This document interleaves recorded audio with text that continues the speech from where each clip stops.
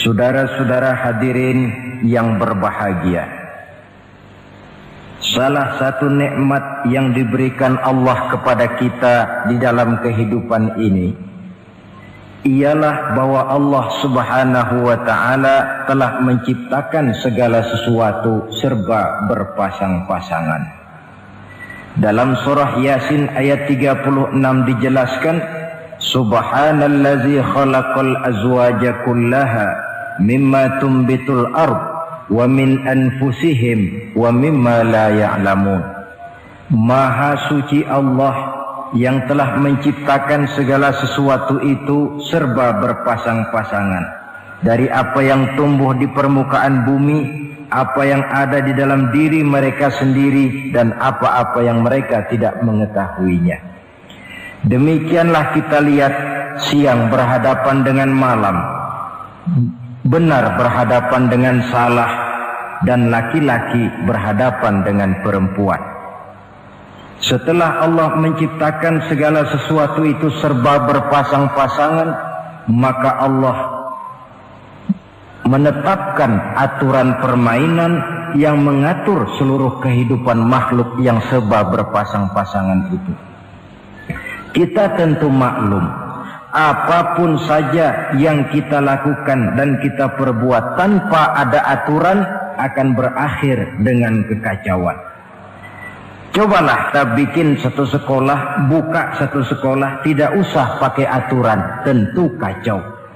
Bikin organisasi tanpa memakai aturan, tentu kacau. Demikian daripada kehidupan ini, kalau tanpa ada aturan, tentu kekacauan yang akan timbul. Allah pencipta manusia. Allah tahu benar kemampuan maksimal manusia. Oleh sebab itu, aturan permainan yang diturunkan Allah tentu sesuai benar untuk manusia. Satu contoh kecil, pabrik mobil di Jerman bikin mobil namanya Mercy. Seiring dengan itu dia keluarkan buku petunjuknya. Mobil ini namanya Mercy, kecepatan maksimal sekian ratus kilometer per jam, daya angkut maksimal sekian ratus kilogram. Kalau rusak memperbaikinya begini, onderdilnya pun ini. Karena pabriknya yang membuat mobil, lalu pabriknya pula yang mengeluarkan buku petunjuk, sudah tentu buku petunjuk itu sesuai benar dengan mobilnya. Dan tidak bisa kita punya mobil Mercy rusak, lalu kita perbaiki dengan menggunakan buku petunjuk yang dikeluarkan oleh pabrik mobil Toyota misalnya. Jelas mobil bukan tambah baik, malah makin hancur tidak karu-karuan. Kalau manusia menginginkan satu hidup yang baik, tidak ada pilihan lain, dia harus memakai aturan yang diturunkan oleh yang bikin manusia. Dan aturan itu telah turun dalam bentuk agama Islam yang kita cintai ini. Manusia laki-laki dihiasi dengan perasaan senang cinta kepada perempuan. Itu biasa, normal, wajar. Tapi lalu Allah menurunkan aturan permainan yang kalau peraturan ini dilanggar akan membawa kerugian bagi manusia sendiri. Bahwa laki-laki senang sama perempuan itu normal. Agama membuat aturan silahkan senang, tetapi lewat satu pintu yang disebut nikah. Kalau peraturan ini diabaikan, yang rugi tentu manusia sendiri. Misalnya PLN keluarkan pengumuman, nanti malam mulai jam 6 sampai subuh listrik se-Jakarta mati total. Kita ingat, ini nanti malam saya giliran ronda. Pagi-pagi sudah kita siap beli batu baterai, masukkan ke dalam baterai. Dari sejak kita beli sampai sore itu baterai kita soroti terus. Tentu setelah sore soak batu baterai itu. Datang malam berangkat kita ronda, Kalau disoroti lagi kan baterainya sudah nggak terang lagi. Sudah sewak. Sebab apa? Belum waktunya sudah disoroti terus. Sekarang kalau ada orang belum masuk pintu pernikahan, nafsu seksualnya diobral terus. Itu kan sama juga belum datang malam, baterainya sudah disoroti terus. Nanti masuk pernikahan, soak. Berhadapan dengan istrinya, barangkali sudah nggak bisa apa-apa, cuma nyengir saja. Yang rugi manusia sendiri. Itulah sebabnya Allah lalu mengatur bahwa laki senang sama perempuan lewat satu pintu yang disebut dengan nikah. Maka pada pertemuan kali ini kita akan bicara tentang nikah dalam Islam. Saya bagi kepada 3 masalah pokok saja. Pertama, pengertian dan kedudukan nikah menurut Islam. Yang kedua, motivasi pernikahan. Karena apa orang itu seharusnya melakukan nikah. Dan yang ketiga, membina rumah tangga bahagia menurut contoh Rasulullah Sallallahu Alaihi Wasallam. Hadirin yang saya hormati, kita mulai dengan yang pertama, pengertian nikah. Dalam kehidupan sehari-hari ada 2 kata yang sering kita gunakan, kawin dan nikah. Kalimat kawin kelihatannya dipergunakan oleh semua makhluk hidup. Lain dengan nikah, ini hanya digunakan khusus untuk manusia muslim. Makanya kita sering dengar orang bilang kucing kawin, ayam kawin, kambing kawin, dan belum pernah kita dengar ada ayam nikah atau kucing nikah. Sebab apa? Nikah ini cuma dipakai oleh makhluk bernama manusia yang muslim. Apa pengertian nikah? Seorang tokoh, Abi Yahya Zakaria Al-Ansari, di dalam kitab Fathul Wahhabnya menjelaskan, an-nikahu aqdun yatadammanu ibahatal wat'i bilafzi inkahin au nahwihi. Nikah adalah akad, yaitu ijab dan qabul, yang akad ini menjamin dibolehkannya pergaulan bebas antara laki-laki dan perempuan. Jadi kalau sementara anak muda kita beranggapan bagaimana Islam ini kolot, masa laki-laki tidak boleh bergaul dengan perempuan, itu anggapan salah. Islam bukan saja tidak melarang, malah menganjurkan laki-laki bergaul dengan perempuan sebebas-bebasnya, sepanjang pergaulan itu bisa dipertanggungjawabkan, baik menurut hukum negara, lebih-lebih menurut hukum agama. Coba orang kalau sudah akad, sudah ijab qabul, ada saksi, ada wali, selesai itu dia masuk ke dalam kamar berdua, bergaul di situ sebebas-bebasnya, itu saya kira 100% halal.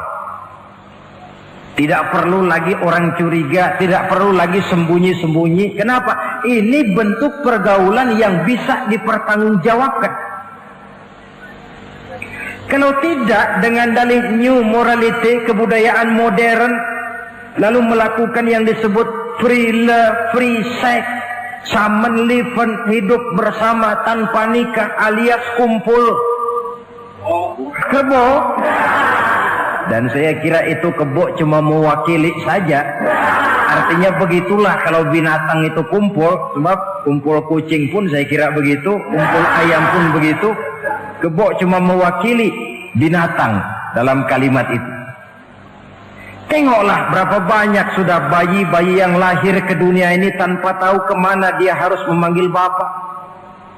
Berapa banyak gadis-gadis bergelimpangan jadi korban dari orang-orang yang tidak bertanggung jawab. Itu semua merupakan ironi Maka menjauhkan manusia dari aturan agama pada hakikatnya sama dengan usaha membinatangkan manusia. Bahkan kalau manusia sudah jauh dari aturan agama, sanggup berbuat lebih buas daripada binatang. Kita tahu yang namanya bajing itu makanannya cuma kelapa.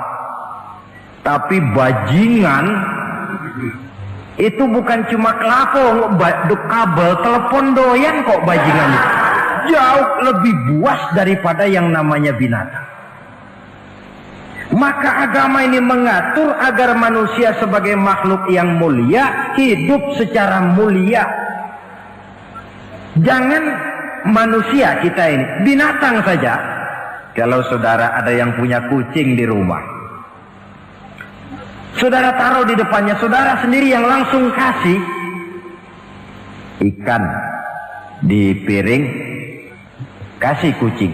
Aduh, dia akan makan dengan tenang, nikmat, lahap, tidak nengok kiri, tengok kanan. Kenapa? Dia yakin betul yang dia makan itu sudah resmi, sah. Sebab apa?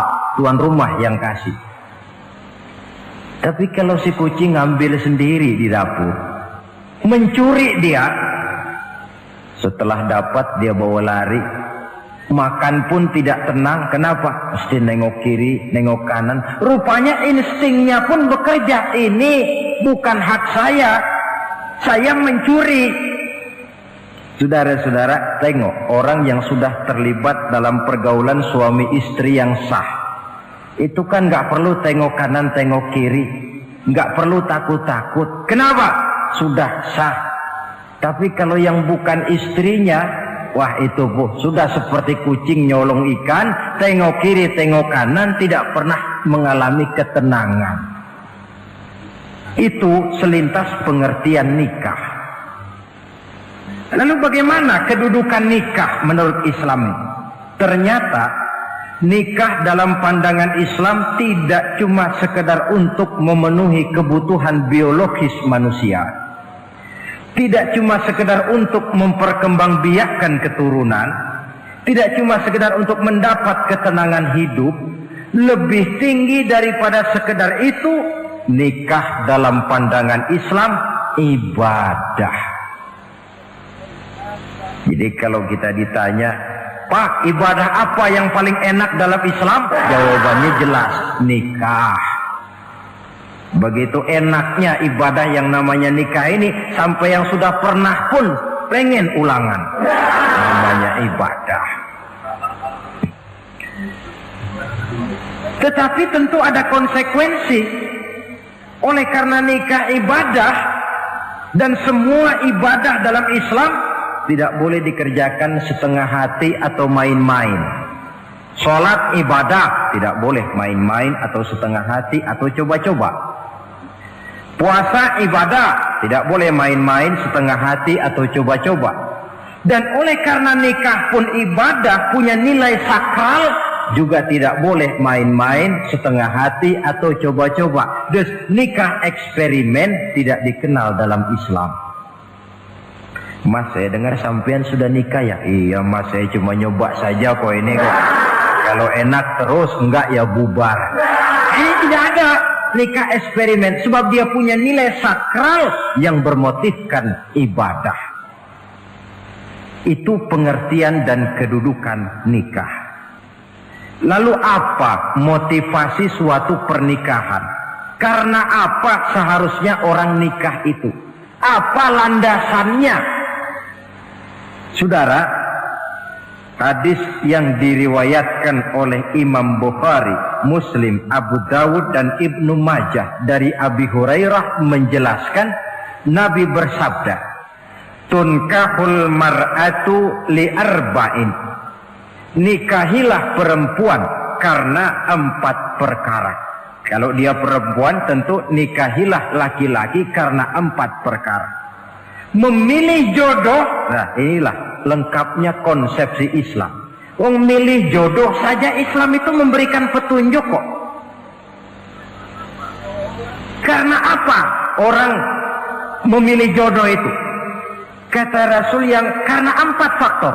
Pertama, lima liha, karena dia orang kaya, cari yang kaya. Yang kedua, lihasabiha, karena dia keturunan orang baik-baik, cari keturunan orang baik-baik. Yang ketiga, lijamaliha, karena dia cantik, cari yang cantik. Dan yang keempat, lidiniha, karena dia orang taat beragama, cari orang yang taat beragama. Kalau berkumpul keempat-empatnya, rasanya surga dunia sudah. Coba lihat, suami mana sih yang tidak bangga punya istri cantik, kaya, keturunan orang baik-baik, lalu taat beragama? Atau istri mana sih yang tidak bangga punya suami ganteng, kaya, keturunan orang baik-baik, dan taat pula beragama? Tapi kan terus terang, yang kumpul keempat-empatnya kan boleh dibilang jenis makhluk langka. Sulit. Kadang-kadang cantik, kaya, akhlaknya kayak setan. Ada saja kurangnya. Oleh karena ada saja kurangnya, lalu Nabi memberikan stressing, penekanan. Fazfar bizatiddin taribat iyadah. Pilih orang yang taat melaksanakan agama, niscaya hidupmu akan berkah. Jadi motivasi suatu pernikahan hendaknya agama. Apa rahasianya? Mari kita lihat. Kalau orang memilih pasangan karena rupa yang cantik semata-mata, silakan, tapi jangan jadi motivasi utama. Kalau rupa yang cantik jadi alasan utama, saya yakin rumah tangga tidak akan tahan lama. Sebab apa? Pertama, yang namanya cantik itu relatif. Artinya bergantung siapa yang memandang. Yang menurut saudara cantik, menurut saya belum tentu cantik. Yang kata saya cantik, menurut saudara barangkali itu yang jelek. Relatif. Saya kalau ditanya orang, Ustadz, siapa perempuan paling cantik di dunia ini? Tentu saja saya jawab istri saya. Apa saudara lalu protes? Salah Ustadz, yang cantik istri saya, bukan istri Ustadz. Saya bilang, masa bodoh saya nggak ngurusi istri sampean. Cantik itu relatif. Sehingga di kalangan para ahli cinta, ahli cinta, sampai sekarang masih jadi perdebatan. Sebenarnya cantik yang bikin orang jatuh cinta, apa cinta yang membuat orang jadi kelihatan cantik? Dua-duanya bisa terjadi. Mungkin karena cantik orang jatuh cinta, dan bisa juga karena sudah kadung cinta orang kelihatannya jadi cantik. Tapi yang jelas cantik relatif. Yang relatif tidak bisa dijadikan sandaran utama. Yang kedua, yang namanya cantik itu temporer, artinya berubah oleh pergeseran masa dan pertukaran waktu. Sekarang dia cantik, of course, sedang sweet 17-an, sedang honeymoon, sedang bulan madu, sedang pengantin baru, tentu saja cantik. Punya dia anak satu, kecantikan mulai menurun. Punya dia anak dua, kulit mulai keriput. Punya dia anak tiga, apalagi tak pandai bersolek, sudahlah onderdir mulai pada copot. Kalau rumah tangga didasarkan kepada rupa yang cantik saja, selesailah rumah tangga sampai di situ. Yang ketiga, di atas langit, rupanya masih ada langit lagi. Di atas yang kita anggap cantik, rupanya masih ada yang lebih cantik.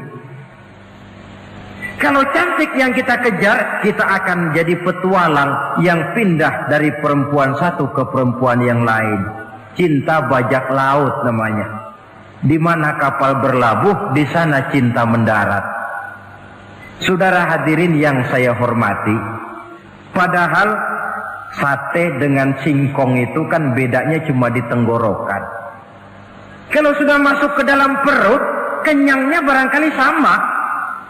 Malah barangkali besok pagi kalau keluar lebih tidak enak baunya sate itu daripada singkong. Makanya orang kalau sudah nikah oleh Nabi dipesan, Apabila kamu di jalan melihat perempuan yang membuat kamu kagum, cepat-cepatlah pulang ke rumah. Sebab apa? Sebab yang perempuan cantik di jalan kau lihat itu punya, istrimu juga di rumah punya. Gak percaya cobalah pulang, akurin, sama itu. Silakan cari yang cantik, tapi jangan dijadikan motivasi utama. Yang kedua, kalau perkawinan, pernikahan cuma karena harta, silakan cari yang kaya. Tapi kan harta itu, kata Imamul Ghazali, al-mal zillun zail. Harta bagaikan bayangan. Sore di sebelah barat, tengah hari di tengah, sore pindah ke sebelah timur. Hari ini dia kaya, besok dia bangkrut. Roda itu berputar. Kalau harta dijadikan pilihan utama, boleh jadi dalam hidup berumah tangga ada pepatah, ada uang abang disayang, tidak ada uang abang melayang. Artinya pun rumah tangga tidak akan tahan lama.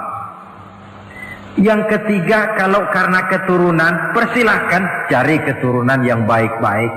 Namun toh pada akhirnya orang diajarkan bahwa kita ini mau besar atau tidak, bukan dengan jalan menyempeng kepada kebesaran orang lain, tetapi ditentukan oleh kepribadian kita sendiri. Sekarang kalau karena agama, Nabi berikan penekanan fazfar bizatid din taribat yadak. Pilih orang yang taat beragama, niscaya hidupmu akan beruntung. Apa rahasianya? Tidak lain rumah tangga Rasulullah Sallallahu Alaihi Wasallam. Yang ini artinya kita sudah masuk kepada bagian ketiga, bagaimana membina rumah tangga bahagia menurut contoh baginda Nabi. Saudara, bagaimana sih rumah tangga Rasul itu? Kelihatan dari dua ucapannya, pendek, singkat, tapi punya pengertian filosofis yang mendalam. Dua kalimat saja beliau bilang tentang rumah tangganya, yaitu baiti jannati, rumah tanggaku laksana surga bagiku. Bayangkan, kalau seorang suami sudah mampu berkata macam begitu, bahagia hidupnya. Ini barangkali tantangan buat kita semua. Mampukah kita di rumah tangga berkata semacam perkataan beliau tadi? Baiti jannati, rumah tanggaku laksana surga bagiku. Padahal dari sejarah kita baca, Rasul itu rumahnya kecil. Tidurnya di atas pelepah daun korma, sampai berbekas di pipinya. Sarapan paginya seteguk zam-zam, sepotong roti, kadang-kadang 3 butir korma. Tempat tidurnya bukan alga spring bed atau Dunlop pillow macam kita punya. Di rumahnya tidak ada mebel spaghetti model yang lagi ngetop-ngetopnya. Entar di tengah rumah macam itu, beliau sanggup berkata, baiti jannati. Kenapa kita yang hidup di zaman di mana fasilitas mestinya lebih menunjang, kok malah banyak yang berkata sebaliknya? Baiti nari, rumah tanggaku laksana neraka bagiku. Padahal dilihat dari segi materi, rumahnya bertingkat, mobilnya serba berkilat, uangnya banyak berlipat-lipat, istri pun cantik memikat. Kadangkala boleh jadi jumlahnya 4. Tapi tiap hari kiamat. Kenapa ini? Marilah kita lihat. Ternyata rumah tangga Rasul itu motivasinya tidak lain agama. Agama menuntun suami dan istri masing-masing untuk tahu kewajiban dan tahu haknya. Kalau kewajiban sudah dilaksanakan, lalu hak diberikan, akan timbul pengertian, understanding. Kalau sudah ada saling pengertian, akan timbul ketenangan, feeling of security. Dan ketenangan tangga utama untuk mencapai yang disebut bahagia. Itu sebabnya hakikatnya membicarakan rumah tangga yang berdasarkan agama tidak lain adalah bagaimana seharusnya seorang suami melaksanakan kewajibannya dan seorang istri melaksanakan tugasnya. Artinya kewajiban suami itu apa? Kewajiban istri itu apa? Kewajiban istri hak suami, kewajiban suami hak untuk istrinya menurut tuntunan dan tuntutan agama. Saudara hadirin, menurut hadis riwayat Abu Dawud dari Muawiyah bin Haidah, satu hari Rasul ditanya, "Ya Rasul, apa sih hak istri-istri kami ini? Artinya kewajiban kami sebagai suami ini apa?" Rasul menjawab, pertama, an tat'amaha iza ta'imta. Kau beri istrimu makan sebagaimana engkau makan. Saudara hadirin, tetapi seorang istri pun kalau sudah diberikan nafkah oleh suaminya untuk mengatur makanan, dia harus pandai mengaturnya dengan sebaik-baiknya. Menu yang teratur, gizi yang lengkap, dan saya kira yang namanya 4 sehat 5 sempurna itu kan tidak berarti bahwa hidup ini harus serba mewah, tidak. Yang penting ada variasi sehingga tidak merangsang suami untuk makan di luar. Jangan misalnya tahu suaminya senang jengkol lalu tiap hari saja jengkol, itu kan bisa kejengkolan suami. Dengan demikian, masalah yang kelihatannya sepele tetapi yang sebenarnya bisa menjaga keharmonisan atau malah keretakan rumah tangga harus kita perhatikan dengan sebaik-baiknya. Suami memberikan nafkah, dari jumlah itu 60% lari ke kredit, 40% lari ke dapur. Tentu pada akhirnya sang suami akan merasa curiga, padahal barangkali istrinya pun berniat baik, cuma hanya tidak ada keterbukaan di dalam mengurus masalah-masalah yang berhubungan dengan dapur. Inilah kewajiban yang pertama dari seorang suami, kewajiban yang menyangkut masalah pangan. Lalu yang kedua, wa taksuha izak tasaita. Engkau beri istrimu pakaian sebagaimana engkau berpakaian. Suami yang adil, pakaian yang dia pakai sama harganya dengan yang dibelikan untuk istrinya, kecuali tentu kalau istrinya ridho. Zalim seorang suami jikalau untuk dia misalnya dia beli pakaian yang mahal-mahal, jasnya dia pakai Switzerland wool, sarungnya Samarinda. Kalau dia pakai sepatu, belilah sepatunya. Sementara istrinya cuma pakai kain belacu saja. Kenapa mesti begitu? Sebab, saudara hadirin, istri kita sebenarnya adalah bagian daripada hidup kita. Baik dia dilihat orang, baik juga kita disebut orang. Jelek dia dipandang orang, tentu jelek juga nama kita disebut orang. Apalagi hidup bermasyarakat, kadang-kadang mulut usil itu kan sudah banyak macam ragamnya. Itu siapa sih perempuan yang jalan? Kenapa? Itu pakaian yang tidak dipakai sih tidak mahal, cuma pakaiannya serasi, pantas, enak dilihat. Oh, terang saja dia kan istrinya si Miun. Nah, Miun yang sedang tidur barangkali tidak tahu apa-apa mendapat sebutan baik. Cobalah kalau istri kita semaunya saja, orang akan bilang, ah itu perempuan, kenapa? Saya gerah ngelihatnya. Mau ke pasar cuma pakai kutang saja. Tentu suami pun akan mendapat sebutan yang tidak baik. Cuma sang istri kalau sudah dibelikan pakaian oleh suami, termasuk alat-alat kecantikan di dalamnya, pakaian itu tentu dipakai niat pertama adalah untuk menyenangkan hati suami. Seorang istri yang memakai bedak untuk menyenangkan suami, misalnya tiap polesan bedak ada pahalanya. Dia pakai lipstik untuk menyenangkan hati suaminya, tiap goresan lipstik ada pahalanya, bernilai ibadah. Ini kewajiban yang kedua. Yang ketiga, wala tadribil wajha. Kalau marah jangan memukul muka.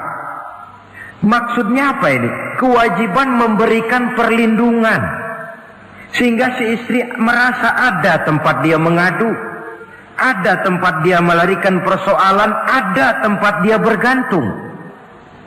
Kalau marah jangan memukul muka, dan memukul itu pun upaya terakhir. Kalau tidak bisa dengan kata yang lemah lembut, agak sedikit keras katanya. Kalau dengan kata yang keras tidak juga bisa pisah tempat tidur. Kalau memang tidak bisa juga dengan pukulan yang tujuannya bukan untuk menyakiti, tetapi untuk mendidik. Allah tadribal wajha. Kalau marah jangan memukul muka, dan memukul pun bukan jalan pertama, tapi upaya terakhir dengan tujuan bukan untuk menyakiti, tapi untuk mendidik sang istri. Kewajiban untuk memberikan perlindungan. Yang keempat, wala tuqabbih. Jangan memburuk-burukan istrinya. Kewajiban menjaga nama baik. Sebab apa?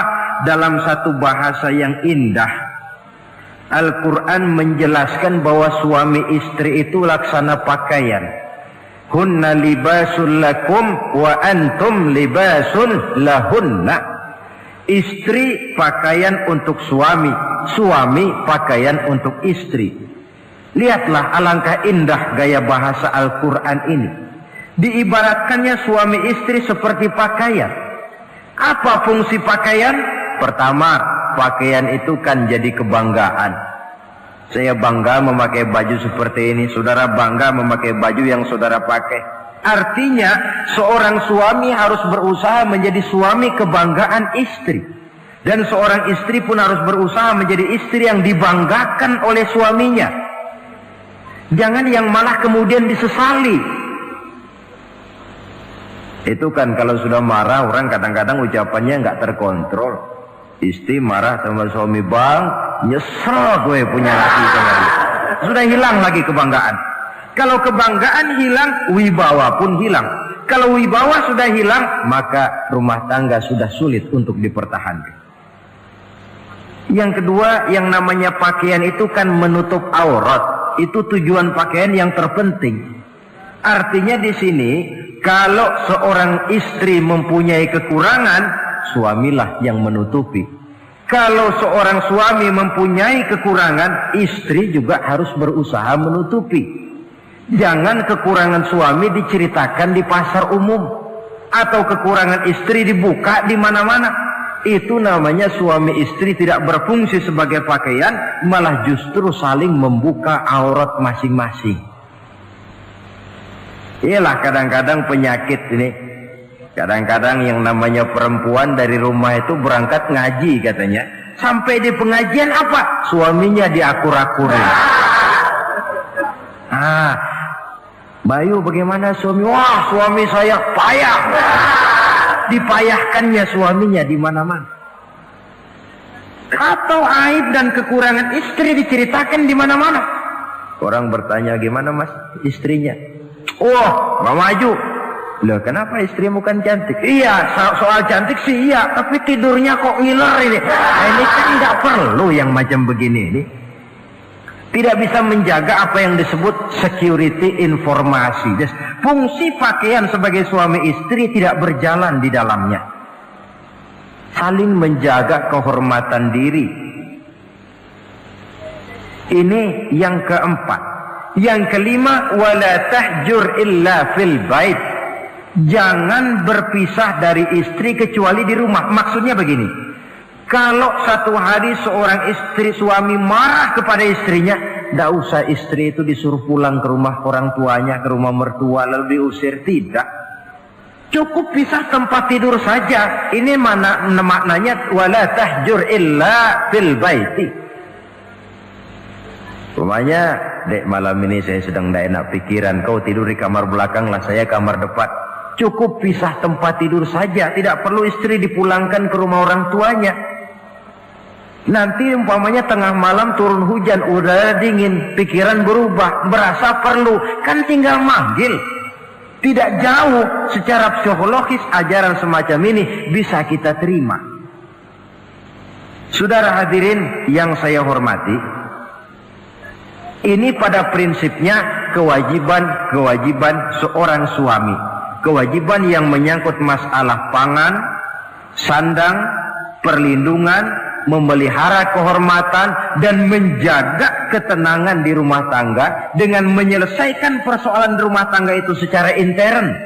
Jangan belum apa-apa sudah mertua diundang, orang tua dibon. Persoalan belum tentu selesai, tapi masalah sudah meluas. Cobalah kita selesaikan intern dulu. Kalau kemudian ternyata dianggap perlu mengundang orang tua, mertua, keluarga, baru kita upayakan ke arah itu. Ini kewajiban suami dan ini merupakan hak istri. Lalu bagaimana kewajiban istri sekarang ini? Istri kewajibannya merupakan hak untuk suami. Saudara, dari hadis yang diriwayatkan Imam Ibnu Majah dari Ali bin Yazid dari Abi Umamah, Nabi bersabda, "Mastafadal mu'minu ba'da taqwallahi azza wa jalla khairan lahu min zaujatin salihah." Bagi seorang mukmin, sesudah dia mempunyai sifat takwa kepada Allah, tidak ada yang lebih membawa manfaat selain daripada istri yang solehah. Istri solehah itu yang bagaimana? Yang hidup mampu melaksanakan kewajibannya. Apa kewajibannya? Kata Nabi, pertama, in amaroha atau athu. Kalau diperintah, dia taat. Kewajiban istri yang pertama, taat kepada suaminya. Begitu besar kewajiban taat kepada suami, sampai-sampai Nabi pernah menyatakan, "Lau kuntu amiran ahadan ayyasjuda li ahadin la amartul mar'ata an tasjuda li zawjiha." Kalau saja boleh, kata Nabi, aku memerintahkan manusia sujud kepada sesama manusia, tentu aku perintahkan istri untuk sujud kepada suaminya. Untung saja sujud kepada manusia tidak boleh. Kalau boleh, istri itu disuruh sujud kepada suami. Tentu karena besar hak suami atas dirinya. Yang kedua, ibadah sunnah tidak mendapat izin suami juga bukan saja tidak berpahala, malah berdosa. Umpamanya, pengantin baru, si istri kebetulan santri, malam minggu pesta, besoknya hari Senin, si istri sudah kadang biasa hidup sebagai santri, hari Senin puasa sunnah. Dia bilang sama suaminya, "Bang, besok saya mau puasa sunnah nih, hari Senin." Kata suaminya, "Kalau kau puasa juga kau kejam. Lalu kau puasa, aku disuruh ngapain?" Tidak diizinkan oleh suami, dia puasa juga. Bukan saja tidak mendapat pahala, malah berdosa. Sampai amalan yang sunnah pun tidak diizinkan oleh suami, berdosa. Apalagi amalan yang mubah, apalagi amalan yang tidak ada dasar hukumnya, perintahnya. Sepanjang perintah suami tidak untuk maksiat kepada Allah, istri wajib untuk taat. Dalam hadis lain kita temukan Nabi bersabda, "Idza da'a ar-rajulu imra'atahu ila firashihi." Kalau seorang suami memanggil istrinya ke tempat tidur. Ini bahasa kinayah. Manggil ke tempat tidur kan tentu nggak perlu penjelasan. Masa mau nyambal di tempat tidur kan enggak. Fa'abat, si istri tidak mau. Lantaran istri tidak mau, suami jengkel. Fabata ghadbana 'alaiha. Sampai dalam jengkelnya tidur. La'anat hal malaikatu hatta tusbiha. Istri macam itu dilaknat, dikutuk oleh malaikat sampai datang waktu pagi. Kewajiban untuk taat. Namun sebaliknya, seorang suami pun jangan mentang-mentang istri wajib taat lalu overacting. Segalanya main tunjuk, segalanya main komando, segalanya main perintah. Sebab contoh yang diberikan oleh Rasul tidak begitu. Rasul kita baca dalam sejarah menjahit bajunya sendiri, memperbaiki kasutnya sendiri. Artinya yang bisa ya dikerjakan tanpa harus menggantungkan semuanya kepada sang istri. Kewajiban untuk taat. Nah, penutup tentang taat ini ada sebuah hadis pula di mana baginda Nabi bersabda, ayyumam ra'atin matat wa zawjuha anha radin dakhalatil jannah. Kalau seorang perempuan meninggal dunia, suaminya ridho kepadanya, maka perempuan itu akan masuk surga. Artinya, kalau seorang istri meninggal, ya dia tukang ngaji, ya tukang sholat, ya suka puasa, ya gemar sedekah, tapi meninggal suaminya tidak ridho, pintu surga belum dibukakan sampai suaminya ridho kepadanya. Ini menggambarkan tentang besarnya kewajiban taat seorang istri kepada suaminya. Ini kewajiban pertama. Lalu kewajiban yang kedua kata Nabi, wa in nazara ilaiha sarrathu. Kalau dipandang oleh suaminya, dia pandai menggembirakan, menyenangkan hati suaminya. Menjadi istri yang pandai menyenangkan hati suami. Siapa contohnya? Kita lihat misalnya istri Nabi, diantaranya Sayyidatuna Khadijah radhiyallahu anha. Ketika Nabi pertama kali menerima wahyu berhadapan dengan malaikat Jibril, beliau kembali ke rumah dengan tubuh gemetar. Setibanya di rumah beliau berkata, "Zammiluni ya Khadijah." Khadijah, selimuti saya. Kenapa bang? Barusan datang malaikat Jibril, dia katakan begini-begini, saya khawatir Khadijah. Khadijah tahu suaminya sedang gelisah. Sebagai istri yang bijak beliau tampil, apa katanya? Kalla ma yukhzikallahu abada. Tidak apa-apa bang, jangan khawatir, Allah tidak akan menyusahkan abang buat selamanya.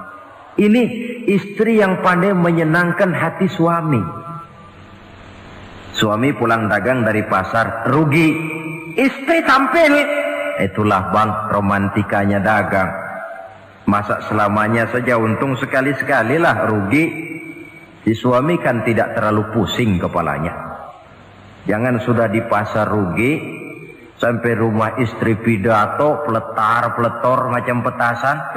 Dasar suami goblok, dagang saja rugi. Sudahlah di pasar rugi, sampai ke rumah digoblok-goblokin. Itu nanti suami kan bisa kena penyakit yang disebut broken home. Penyakit nggak betah di rumah. Seorang istri kalau suami sudah kena penyakit tidak betah di rumah, itu mesti siap-siap mental untuk dimadu. Nah, jadi kalau tidak dimadu bagaimana? Berusaha bikin betah suami di rumah. Suami pulang kantor jam 2, setengah 2 dandan, kalau perlu setel habis. Kalau perlu kelihatan suami akan datang, bukakan pintu, sambut dengan senyum. Apalagi kalau senyumnya Pepsodent. Saya kira suami bagaimanapun lelahnya, peras keringat, banting tulang, pulang mencari nafkah, kalau kembali di rumah disambut dengan senyum, hilang capeknya. Tapi bayangkan, sudahlah di kantor capek, peras keringat, banting tulang, sampai pula di rumah yang nyambut cuka sama kukusan. Udah asem, monyong. Suami mana yang kerasan tinggal di rumah? Menjadi istri yang pandai menggembirakan, menyenangkan hati suaminya. Bahkan diizinkan bohong untuk menyenangkan hati suami. Umpamanya, suami kebetulan habis obyeknya gol. Karena ingin menyenangkan istri, mampir di pasar beli kain batik. Si suami tidak tahu bagaimana kain batik yang bagus, beli saja sembarangan. Sudah kainnya kasar, warnanya norak, harganya yang mestinya murah jadi mahal, dibawa pakaian itu pulang. Istri lihat dan tahu kalau ini batik jelek, norak, kasar, harganya pun murah. Tapi dia ingin menyenangkan hati suaminya.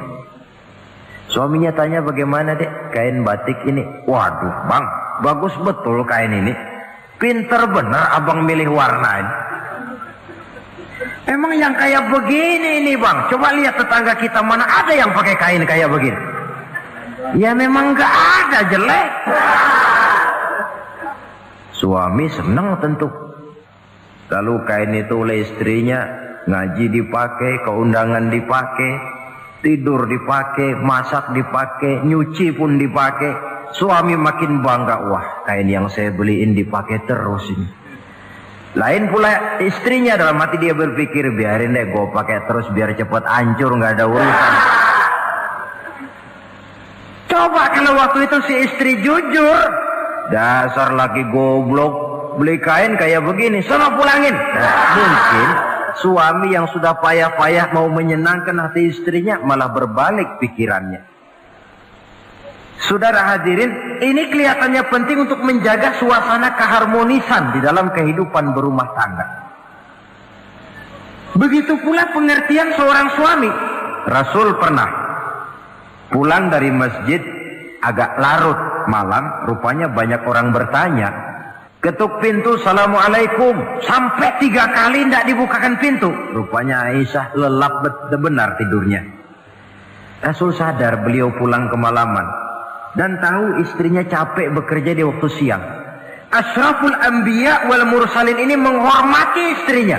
Salam 3 kali tak dibukakan pintu, bukan marah, malah gelar sorban di depan pintu. Di situ beliau tidur. Tengah malam Aisyah mau sholat, buka pintu, terkejut lihat suaminya tidur di depan pintu. Dibangunkan, begitu dibangunkan Rasul lebih dahulu berkata, Aisyah, maafkan saya pulang terlambat memang sebab banyak yang bertanya di masjid. Sudahlah tidur di depan pintu, begitu dibukakan beliau dulu yang minta maaf. Sulit jadi suami semacam ini. Yang enak kalau sudah nggak dibukain pintu, istri kepulesan, lalu sekali buka pintu kan yang enak kita tunjuk jidatnya, lo tidur kayak kebo ya. Saudara hadirin, menjadi istri yang pandai menyenangkan hati suaminya. Sebab tidak ada seorang suami bisa sukses baik di medan tugas, di masyarakat, di kantor, di toko, di tempat manapun kalau tidak ditunjang oleh peran serta dari para istrinya. Karena itulah perempuan walaupun peranannya tidak begitu kelihatan, sebenarnya sangat menentukan. Seorang suami yang jujur, polos, lugu, sederhana, sanggup menjadi koruptor ulung karena didorong-dorong oleh istrinya. Merangsang ketamakan suami. Istri dibakar oleh tetangganya. Bang, kenapa? Kau kan di kantor kepala bagian. Lalu, tangga kita pegawai kecil saja bang, tapi coba lihat istrinya kalau pakai gelang kayak pelek beca bang gelangnya. Kau kepala bagian gak bisa beliin saya macam gitu, kepala bagian goblok. Lalu bagaimana bu, gaji saya kan sudah jelas segitu. Iya, kamu kan kepala bagian. Apaan kayak di kantor sabet. Kalau sudah main sabut-sabutan begini, sudah merangsang suami untuk berbuat yang tidak baik. Kecil, tidak begitu kelihatan, tapi sangat menentukan. Istri yang soleh, yang bisa melaksanakan kewajibannya, yaitu pandai menyenangkan hati suaminya. Ini kewajiban istri yang kedua. Yang ketiga, wa in aqsama alaihi abarrathu. Kalau suami memberikan sesuatu, dia pandai berbakti, menjadi istri yang pandai bersyukur kepada suami. Kita ingat ketika pulang Mi'raj kan Rasul bercerita, saya dalam perjalanan itu diperlihatkan neraka, kata Rasul. Saya lihat kok isinya kok lebih banyak perempuan daripada laki-laki. Nah, sahabat heran, ya Rasul, lebih banyak perempuan? Iya. Apa mereka tidak sholat? Sholat. Apa mereka tidak pernah hadir di majelis taklim? Oh, rajinan dia sama suaminya. Ada apa tidak pernah baca Quran? Rajin. Lalu kenapa kok isinya kebagian besar perempuan? Rasul menjawab, hunna yakfurnal asir.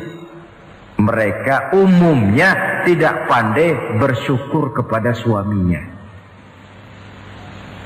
Hujan panas setahun dibalas dengan hujan sehari. Kalau suaminya sedikit salah, sudah kehilangan pertimbangan, tertutup seluruh kebaikannya. Yang kelihatan cuma salahnya saja. Maka sebaiknya di dalam hidup berumah tangga, baik suami maupun istri itu masing-masing sedia timbangan. Kalau satu saat suami salah, istri ambil timbangan. Timbang, suami saya salahnya ini, jasanya ini. Bertahun-tahun dia hidup mencari nafkah buat saya, membelikan pakaian untuk saya, mencarikan makan untuk saya. Salahnya ini. Timbang mana lebih banyak salahnya atau benarnya. Dengan demikian kita akan bisa menghasilkan keputusan objektif. Giliran istri yang salah, suami yang ambil timbangan, ukur mana lebih banyak baiknya atau salahnya. Kalau tiap kita masing-masing punya timbangan, insya Allah nilai-nilai objektif dari suatu pertimbangan akan bisa kita temukan dalam mengambil keputusan. Istri yang pandai berbakti membalas budi daripada suaminya. Kewajiban yang keempat dari seorang istri, wa in ghaba anhu nasahathu fi nafsiha wa malihi. Kalau suami tidak ada di rumah, dia pandai menjaga kehormatan dirinya dan pandai menjaga harta suaminya. Tidak mencari kesempatan dalam kesempitan. Suami lembur, istri ngompreng. Dan pandai menjaga harta suaminya. Nah, coba lihat. Kalau seorang suami ada uang di kantongnya 100 rupiah. Ada tukang minta pengemis, istri ambilkan saja tanpa izin suaminya uang di kantong suami 100. Dia sedekahkan. Niatnya tentu baik. Si istri dapat dosa, si suami dapat pahala. Perbuatan sedekahnya itu betul, tapi mengambil uang tanpa izin suami itu yang salah. Dan ternyata salah itu lebih besar daripada pahala yang dia lakukan lantaran bersedekah itu. Kalau ini terwujud, maka suasana saling mempercayai akan tumbuh. Kalau sudah saling mempercayai, rasanya akan terwujud kedamaian dan ketenangan. Suami meninggalkan rumah dengan perasaan tenang, istri pun melepas suami dengan perasaan damai, tanpa was-was, tanpa curiga, dan sebagainya. Dan ini modal yang paling utama mewujudkan saling kepercayaan dalam membina hidup bahagia. Saudara, jadi dengan demikian kewajiban suami dan kewajiban istri yang merupakan bagian tidak terpisahkan dari bagaimana membina rumah tangga berdasarkan tuntunan agama merupakan hal yang dicontohkan oleh Nabi kita Muhammad sallallahu alaihi wasallam. Dengan satu kesimpulan, rumah tangga Nabi bahagia karena rumah tangga itu disinari oleh ajaran-ajaran agama. Sehingga timbul saling pengertian membawa kepada ketenangan, dan ketenangan sesungguhnya tangga utama mencapai rumah tangga bahagia. Tanpa materi orang memang sulit untuk bahagia. Tapi materi semata-mata bukan merupakan jaminan bahwa orang akan hidup bahagia. Banyak isak tangis berbunyi di rumah-rumah mewah, dan banyak sendak gurau, tawa dan canda, tawa lerai di rumah-rumah sederhana. Artinya suka dan duka, sedih dan gembira, susah dan bahagia bisa ada di gubuk reot dan bisa juga ada di rumah mewah. Ternyata bukan harta semata-mata yang menopang dan menjamin hidup itu akan bahagia, tapi satu rumah tangga yang dipancari oleh sinar agama di bawah naungan ridho dari Allah Subhanahu wa taala. Si istri taat melaksanakan ajaran agama, suami taat, lalu anak-anak pun hidup dalam suasana yang religius. Dari sana tumbuh pancaran sinar keagamaan. Irama agama mengalun dalam kehidupan rumah tangga kita. Berfungsilah dengan demikian rumah tangga sebagai tempat di mana kita mengamalkan ajaran agama kita. Alangkah nikmat satu rumah tangga. Istri ahli ibadah, suami pun ahli ibadah, anak-anak pun terbiasa oleh lingkungan untuk hidup melaksanakan suatu ibadah. Dan keberhasilan di rumah tangga awal untuk menuju keberhasilan di masyarakat, di tempat tugas, dan di tempat-tempat lainnya. Sebaliknya, kehancuran rumah tangga akan selalu menjadi awal kehancuran karir di masyarakat, di tempat kerja, dan di tempat-tempat lainnya. Oleh karena itu, berangkat dari hal semacam inilah, maka kita berkeyakinan rumah tangga yang bahagia ialah rumah tangga yang didasarkan kepada ajaran agama.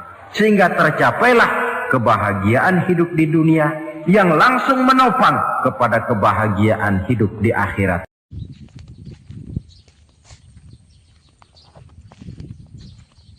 Suasana Lampung Barat ya. Oke, itu panas.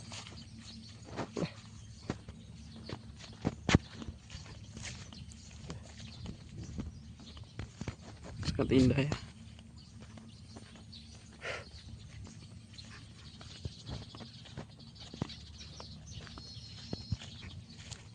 Ini ada kolam.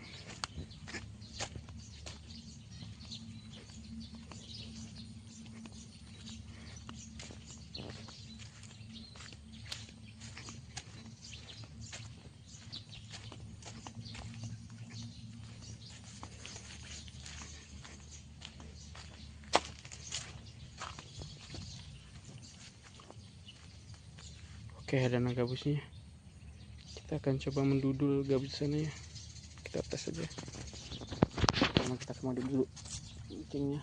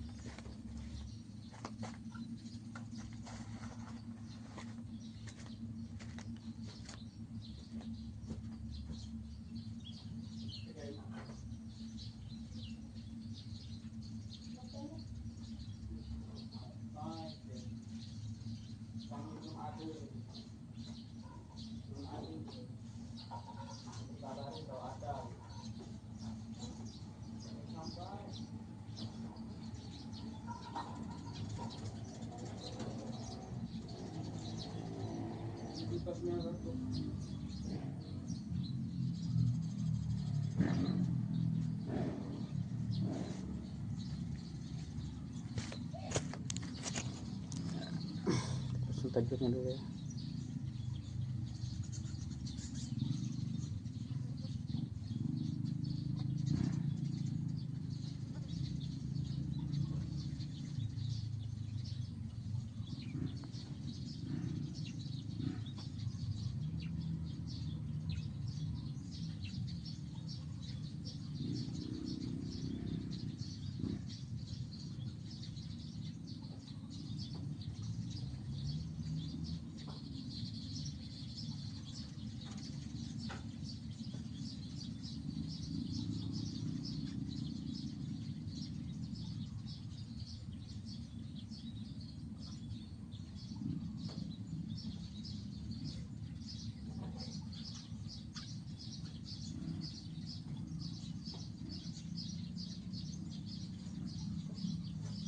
Oke, kayaknya udah jadi, tinggal ambil umpannya dulu.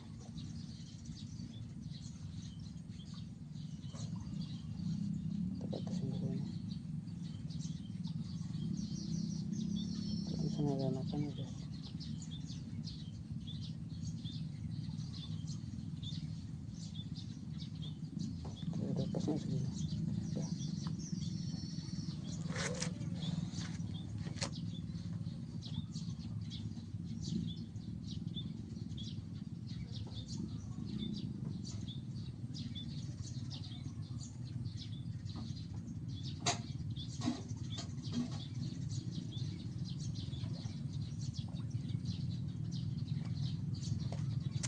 Oke, nonton bekat kodok ya.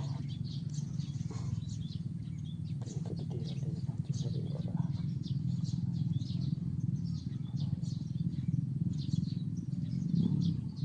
Oke, kan udah ready ya. Coba aja. Bismillah. Oke.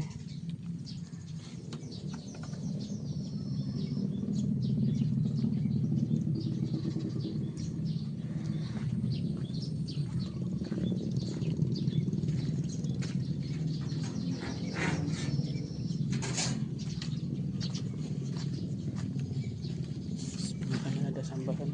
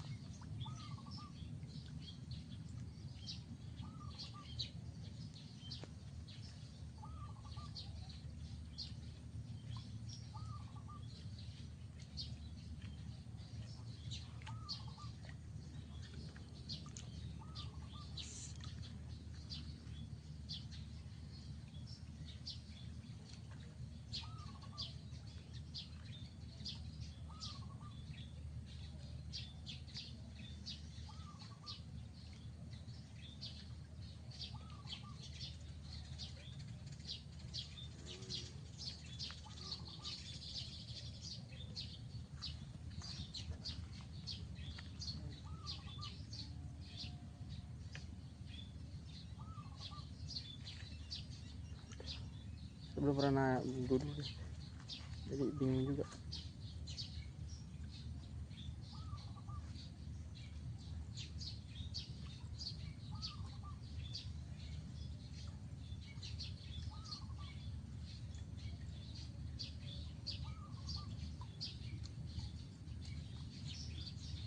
Dia kan gak banget ya kalau ditudurin kalau ada anaknya.